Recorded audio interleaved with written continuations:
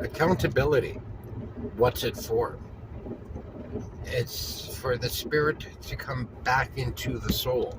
The spirit is deadened, not dead, dead end. It can be revived to bring back your spiritual light. So you can exchange it for your spiritual darkness, which all begins in emotional light in darkness. Now, if you're like me and you spent your life in emotional darkness, then only spiritual darkness can come out of you through human behavior. The behavior itself projects the spiritual content of the calculated heart's thought, from which of the one of the two wisdoms you calculate your heart's thought with in the moment of new emotional experience. And if it's darkened and deadened, fueled by a lowered self-worth, it's something we acquire and something we can get rid of and restore. My point, the spiritual projection, yada, yada, yada. So you got to cleanse yourself if you're emotionally dark. Seeing how you understand how emotional darkness translates itself into a spiritual darkness that gets projected through human behavior, you see, because you can't have that thought process the way you calculate that thought with fear and anger and unresolved shit from the past.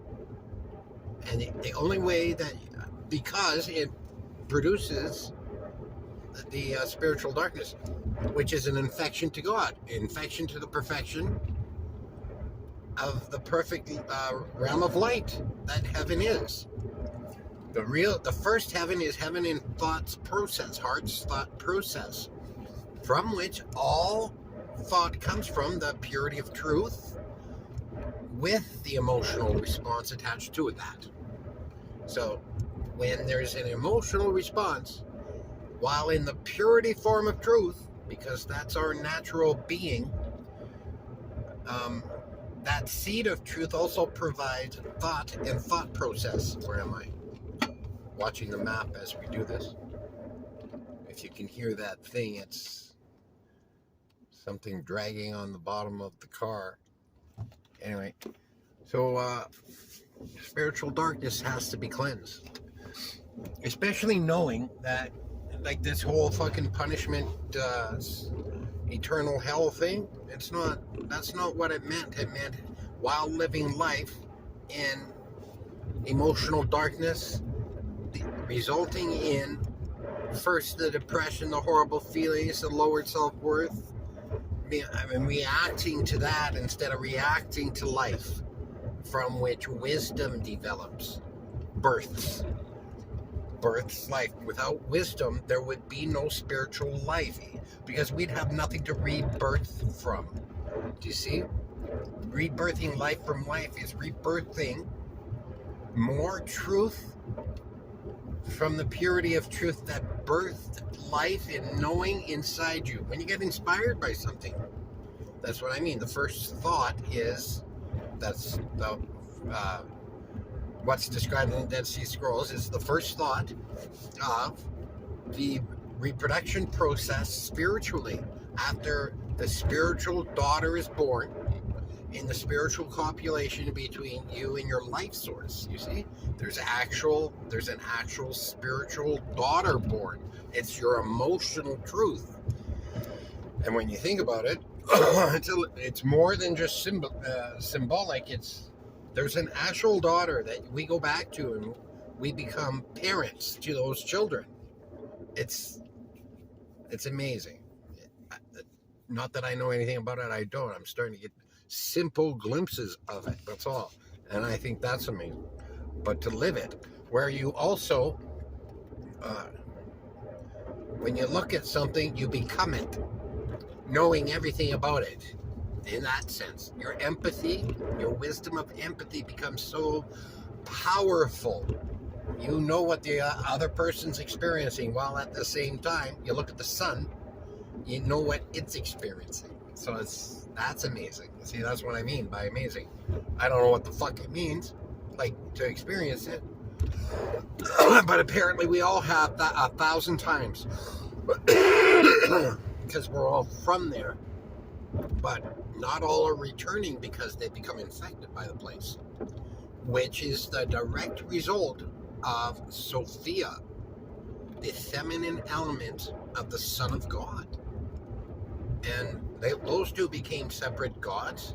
First it was the masculine and feminine element in the single God, but they separate too somehow, just in the same way I explained about our own spiritual children, and have a family. Oops, I got lost. Anyway, as for Yaldabaoth, sorry, I got lost.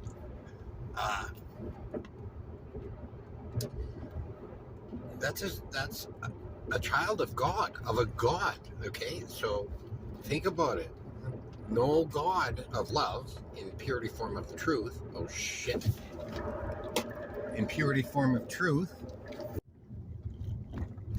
So we're born with the life source's wisdom of the emotional depth in self. So we can reach that depth, speak with wisdom, and have her speak back to us in our silence, in our heart, right? So when the other wisdom is established that turns that emotional truth into darkened emotional energy that turns into anger, and then an angry person's wisdom where all evil is rooted from. All evil, not just the obvious evil, the hidden evil as well. And that takes a little bit more to understand. Anyway, about these two wisdoms, so what are they? Influences of new information based on the original emotional truth. You see? So what do we do with that information? We calculate. First of all, we try to find an understanding of what the fuck it might mean, searching for that light in logic through intellect. Could it be this, that? It's an unconfirmed assumption machine, intellect. It's a search engine that looks for that light, like a computer does, to get its answer. But we're living, so it's there to fuel the invisible, non-physical spirit inside each person, be attached to their seed on loan to humanity, for which is about to be recalled as a loan. And everybody's going to be left with what heart's thought they have and who they calculate their heart's thought with in the moment of new experience. The thing is about being confused all day long because we see the same emotional truth in opposite and opposing ways that seem to fight each other, and we're left with, what the fuck should we do? Should we travel through light, or should we like purity of truth, or darken the truth? And it's always darkening the truth because fear is the dark feminine element of that wisdom. Fear fuels it. Fear also produces images of what to be afraid of, and those flash in our and then when they flash in our minds like that, being afraid, we're just continually afraid. And that's how a person is genuinely possessed in other ways too. But the first possession is that, being possessed by your second wisdom, causing you to doubt self, lower your self-worth level. That's very important to this evil piece of crap who is generating the second wisdom, you see. People call it the devil. I call it for what it is and what it does. It is the spiritual pedophile, targeting spiritual daughters in every human being, their emotional truth, to turn it and make them doubt themselves that way and darken their light, thinking it's safety and salvation. And that's how evil presents itself to each of us as a child. Whoops, did I do this wrong? Fuck, I did this wrong. As the savior, in the rejection model of being parented, we're all wiped out inside because they're rejecting us, needing acknowledgement. People don't understand what a child needs yet in order to maintain alignment after 5 years old, after emotional programming has taken its stronghold and the child believes in itself or doesn't believe in itself. trusts itself or doesn't trust itself. And that's the teeter-totter inside the heart of every thought that we have as the result of this spiritual infection that is its own wisdom that feeds the heart its information. Be afraid, lie, because that's your savior. Okay, I'm just going to do it. Lying is the savior. It'll save you from your pain, child. And we go, okay, so we lie or withhold the genuine purity of truth, of emotional self. And that's when we start feeling safe, thinking, well, I'm not getting the pain of rejection if I lie. So, shit, where am I going? Genius, gotta go. So we talked about, I'm recording. We talked about lots about reincarnation and what will happen to people when, after the earth separates from itself, vibrating into two earths.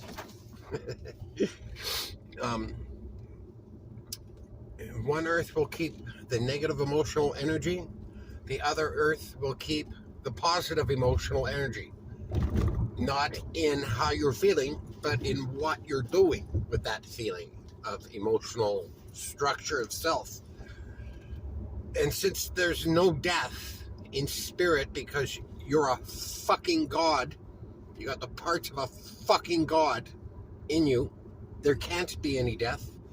Your body, your physical being, if you're stuck on the other earth with the negative intent making inside your heart, then you'll be reincarnated back there continuously and never come back onto this earth again until we finally evolve from the fucking place. This earth, this place will pass away, according to Jesus.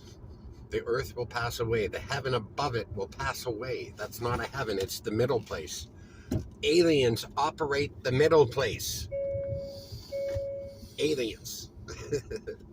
Who are, to them, they're just beings like us. And we don't consider ourselves aliens, but we are alien to them, you see? But they're living physical beings, highly intelligent, and found a way to hack the living computer, and it stole its own wisdom. The angry person's wisdom that gets exploited through additional influences. So when you're angry, it all starts with the angry person's wisdom. You're angry and you think to yourself, oh, fuck, I'm going to go punch that guy in the face. That's an act of evil, a calculation in your heart's thought with evil, with the evil spirit influence rooted in anger, unresolved anger, and unresolved emotion. Because it's the emotional birth that happens first, and then we get angry. Angry is a secondary emotion.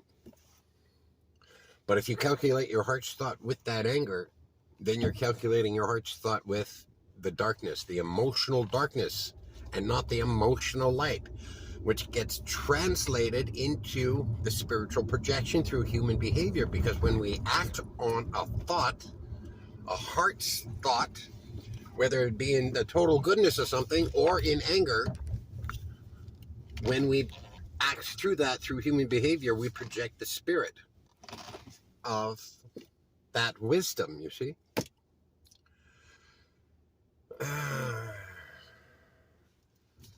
God, the Father of truth, doesn't want to lose anybody, even the horrible people, because he's full of love, perfect love, and kindness and goodness. So, but he has to discipline you and separate those who refuse.